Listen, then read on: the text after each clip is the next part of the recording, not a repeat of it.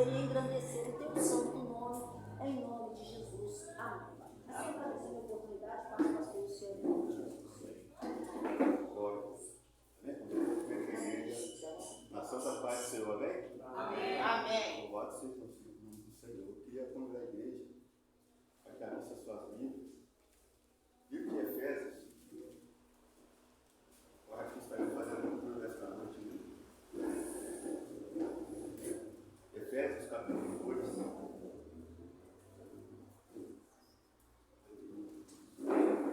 Livro de Efésios, capítulo 2. Eu posso estar aqui fazendo a leitura.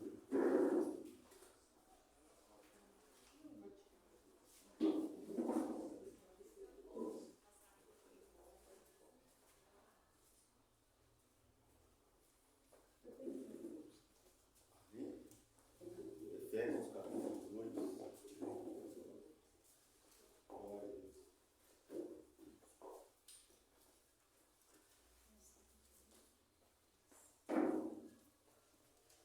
Glória a Deus. Efésios capítulo 2, amém? Todos encontraram? Amém. Glória a Deus. Capítulo 2, né? Efésios capítulo 2.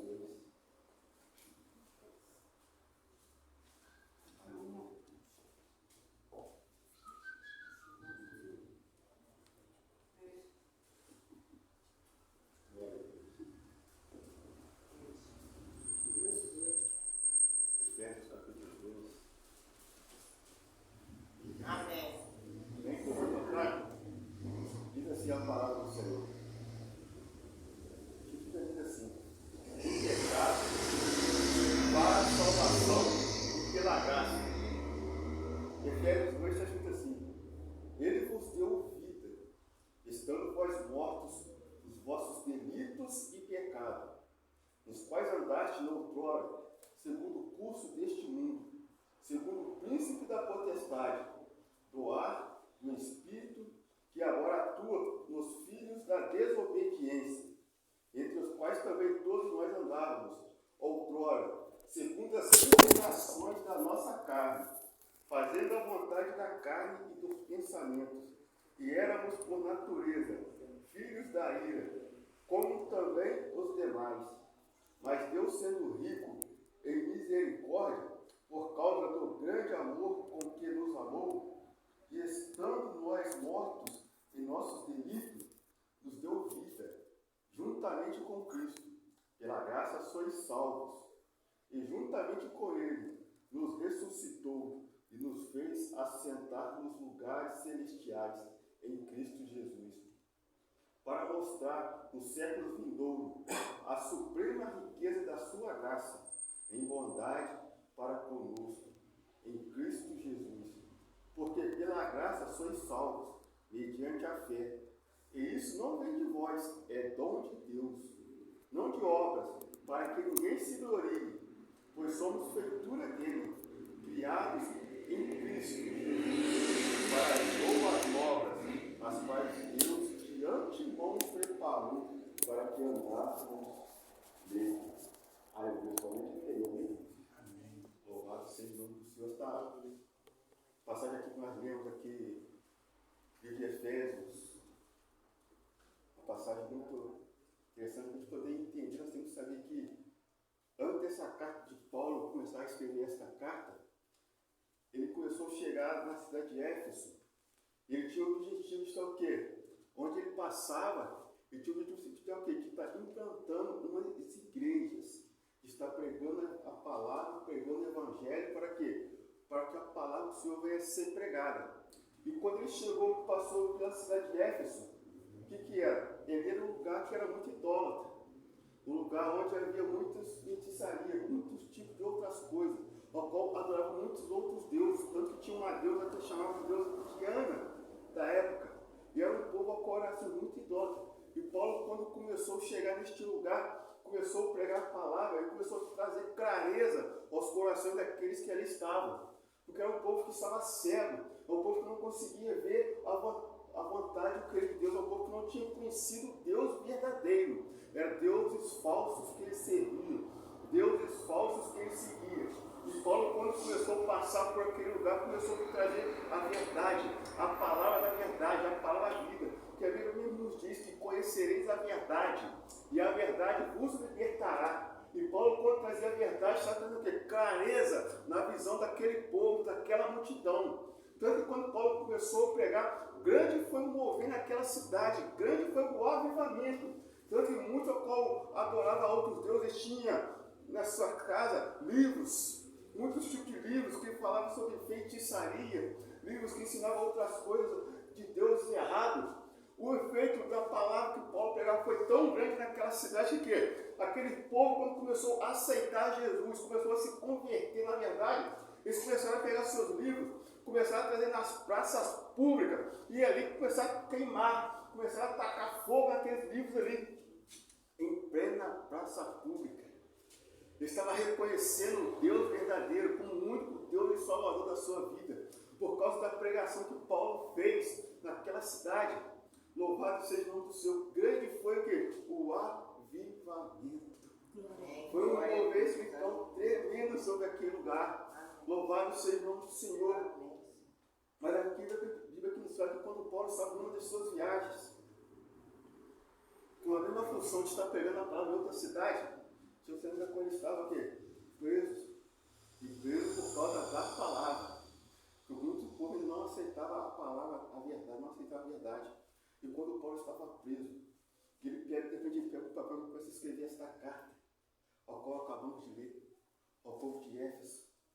Ele faz questão de escrever. Eu creio que uma das maiores cartas que Paulo escreveu, com uma grande importância, que ele falava assim, já começa falando assim, ó, e ele vos deu vida, estando vós mortos nos vossos delitos e pecado. Quer dizer o quê? Ele vos deu vida. Vos deu vida nos vossos delitos e pecados. Ele traz uma comparação dessa com um morto. Nós já sabemos quando nós passamos por um velório. Às vezes aquela pessoa ali deitada ali naquele caixão, as pessoas podem fazer o quê?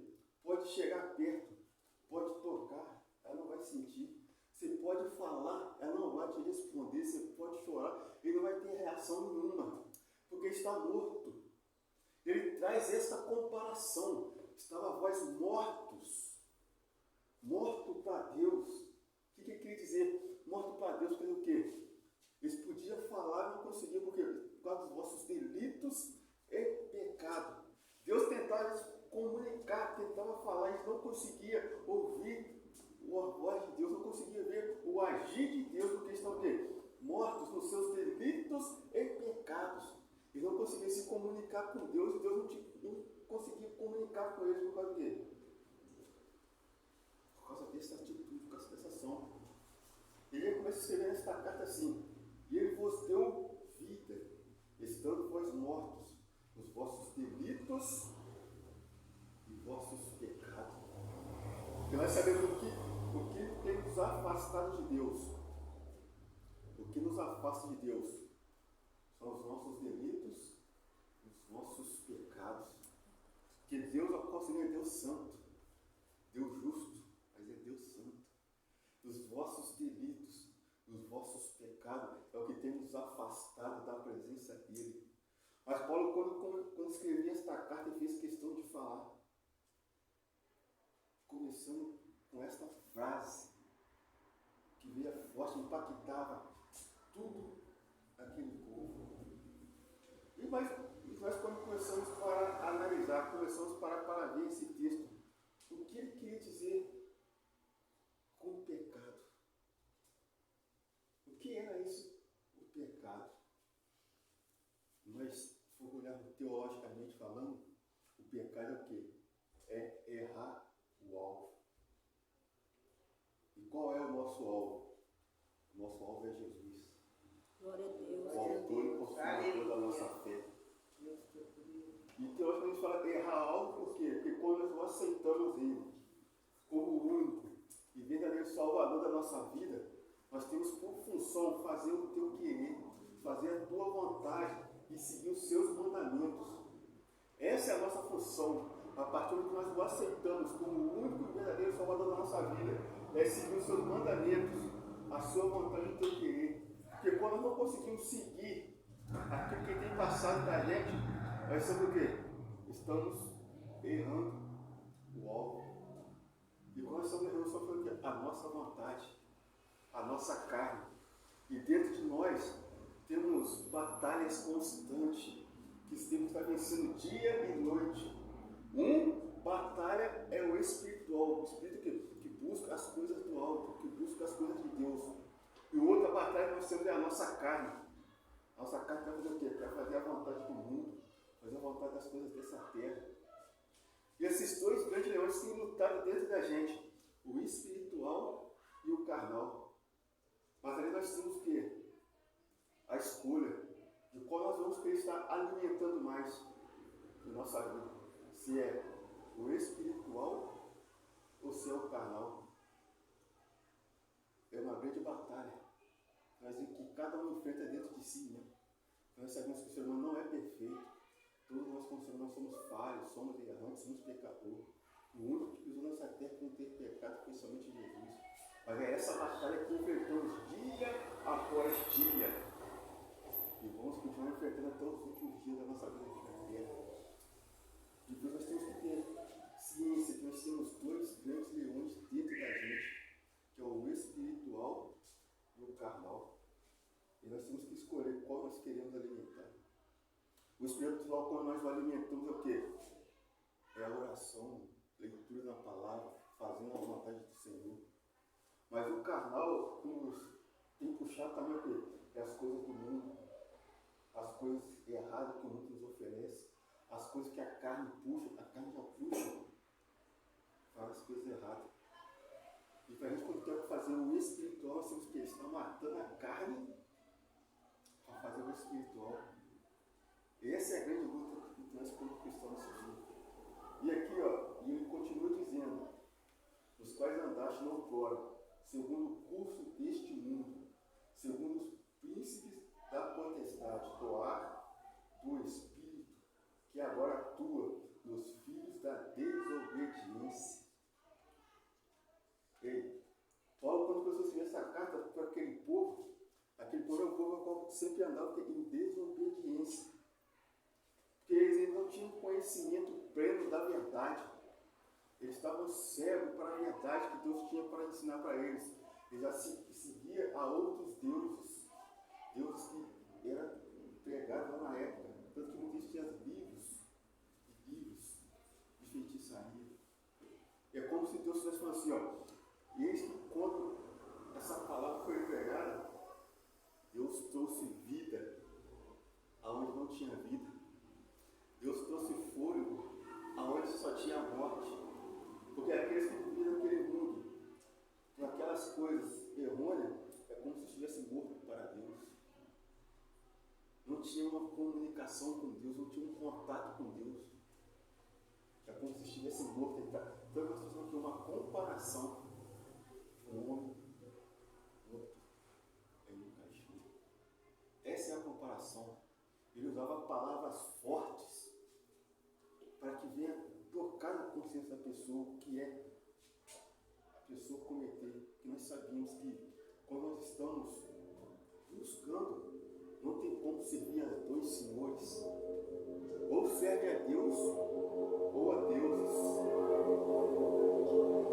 Não tem como servir a dois senhores. Não tem como.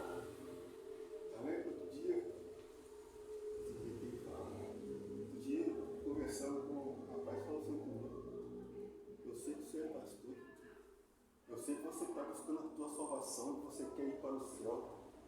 Aí o que ele falou? Aí ele falou assim comigo: nós também estamos buscando a nossa salvação. Nós também estamos buscando ir para o céu, só que é de uma forma diferente. Mas a Bíblia aqui nos fala que há somente um só caminho, um só Salvador. Jesus não fala: eu sou o caminho, eu sou a verdade, eu sou a vida. Ele fala com autoridade, ele fala: eu sou o caminho que leva à salvação. Eu sou a verdade. A verdade é o quê? É o que te liberta das coisas errôneas, te liberta de todo mal. Eu sou o caminho, eu sou a verdade, Eu sou a vida. Somente que é o dono da vida que pode te dar a vida eterna. Somente Ele, não há outro. Não há outro Deus que pode te dar a vida eterna. Só o dono da vida que pode te dar a vida eterna. Se nós olharmos mais adiante essa passagem de Jesus, é o que ele fala, em muitas passagens do Evangelho ele fala, eu sou o pão da vida. Quer dizer o quê? Aquele que comer deste pão nunca mais terá fome. Quando ele estava com a mulher no poço, falava, eu sou a água da vida. Aquele que beber desta água nunca mais terá sede. Ele fala, somente Ele. Não há outro Deus. Não há ninguém que se compara a Ele. Não há ninguém que se iguala a Ele. É somente Ele. Em cima no céu e embaixo na terra. E é esse nome que nós temos estar glorificando aqui na terra. Ele fala, eu sou o caminho, eu sou a verdade, eu sou a vida, eu sou o pão, eu sou a água. Ele é tudo em nossa vida. Ele é tudo em nossa vida. Louvado seja o nome do Senhor. E ele continuava falando. Quando falava aqui no versículo 3, diz assim, entre os quais também todos nós andávamos noutrora, segundo as inclinações da nossa carne, fazendo a vontade da carne e dos pensamentos. E éramos por natureza filhos da ira, como também os demais. Ele falava, antes que a verdade fosse pregada, nós éramos filhos da ira, ou filho da desobediência. Mas agora que conhecemos a verdade, que é Jesus, nós estamos andando na verdade. Estamos no caminho da verdade. Por isso ele nos diz na tua palavra, o seu primeiro mandamento que ele nos deu foi o quê? Amar a Deus acima de todas as coisas. Por que ele falou isso? Porque aonde está o teu amor, ali está o teu coração. Ele fala, amar primeiramente a Deus. Se o seu amor está em Deus, o seu coração está voltado para Ele. Mas se o seu amor está voltado para o dinheiro, você é escravo do dinheiro, seu coração está voltado para o dinheiro. Se o seu coração, se o seu amor está voltado para a fama, você é escravo da fama. Se o seu coração está voltado para você ter sucesso, outras coisas, você se torna escravo daqui e dali. E aí, o que nos fala? Que quando nós nos tornamos escravos de outra coisa, nós nos estamos nos afastando de Deus. O primeiro mandamento foi esse: amar a Deus acima de todas as coisas. E o próximo como a nós mesmos.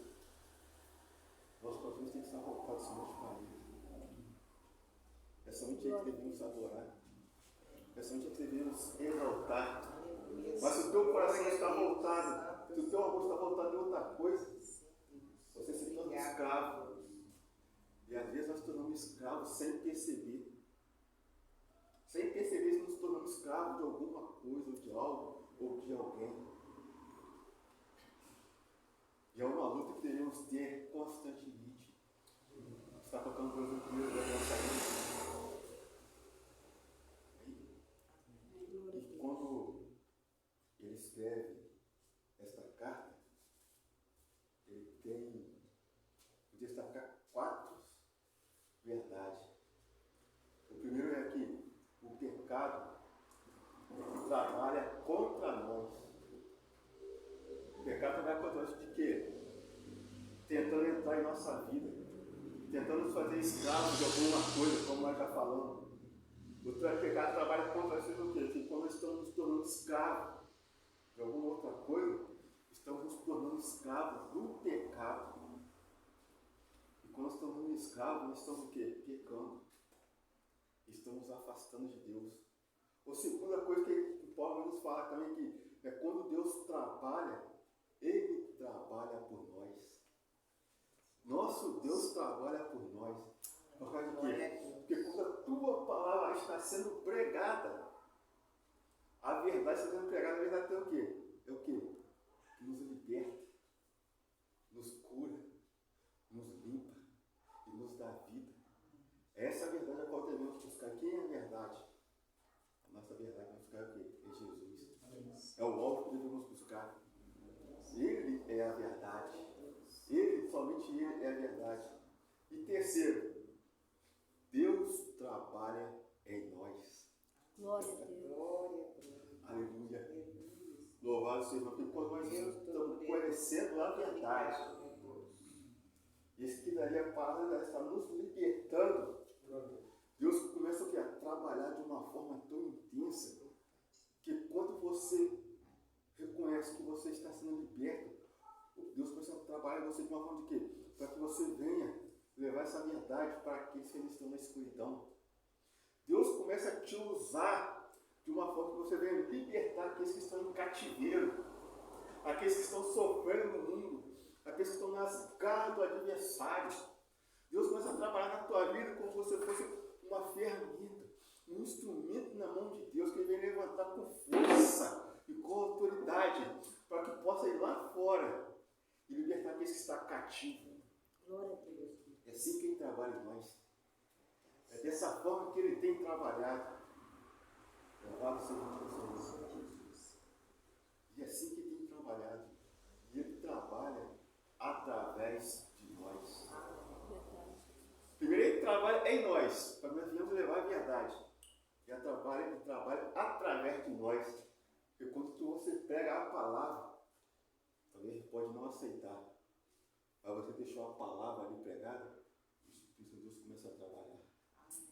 Glória a Deus. E quando o Espírito de Deus trabalha, irmão, Ele vai quebrando todo o principado, vai quebrando toda a potestade, todo espírito de maledicência, todo espírito que tem tenta escravidão vai sendo destruído, vai sendo destronado. Porque quando o Espírito de Deus trabalha, Ele opera com poder e com autoridade.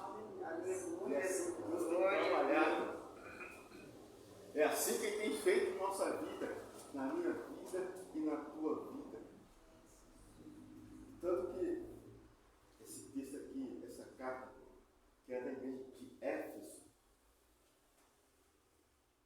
ele nos fala sobre um pouquinho sobre tudo isso, sobre como Deus tem trabalhado, de como o inimigo tem trabalhado, como Deus começa a trabalhar da forma que Ele age. E é assim que Ele está agindo na sua vida.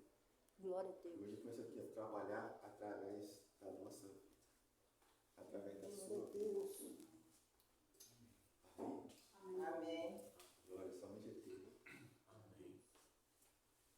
Somente a aqui, ó, Pai, Deus, tem nada, glória. Amém. Glória a Jesus. Eu faço o céu, seu Senhor. Vou receber.